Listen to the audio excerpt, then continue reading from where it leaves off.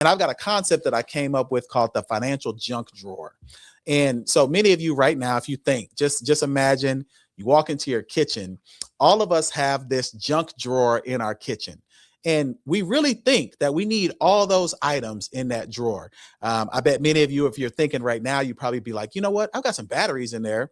Those batteries have probably been dead. They may even be corroded at this point, but you got batteries in there from like 1998 that if you go pull those out, you swear they're going to work for a device. There may be a remote in there that you haven't seen in a long time, but you swear that remote is good for something. I can imagine there are tons of warranties, papers, things that you need to fill out in this one drawer that you have in your kitchen.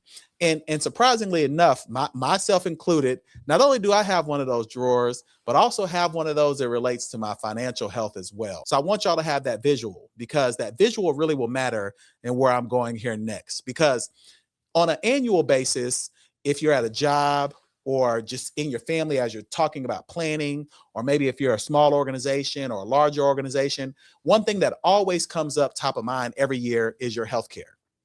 Every year, your healthcare will be a conversation that comes up. Open enrollment, whether you're on the Affordable Care Act, whether you're doing something in your organization, healthcare will be one of those first things that always comes up.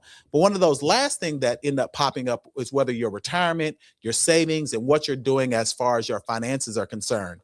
And oftentimes, that part of that conversation ends up being somewhat like a junk drawer. Is just say, hey, I could imagine you've got some other details, other assets out there. You may have an old 401k from your job, maybe an old 403b if you work in education. You know, I work with a lot of people who've been in TRS. Hey, well, what do I do with these TRS assets? Or people maybe who've had an old pension at a oil and gas organization, or they've got a small bucket of assets somewhere. They're not exactly sure what they've done with those.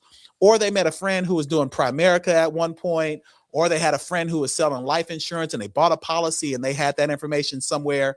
Or they saw an ad on TV, or a friend sent them, hey, do this Acorns link. All of those are details that really kind of become that junk drawer that you have as far as your finances are concerned, and ends up being a lot to try to put those details back together.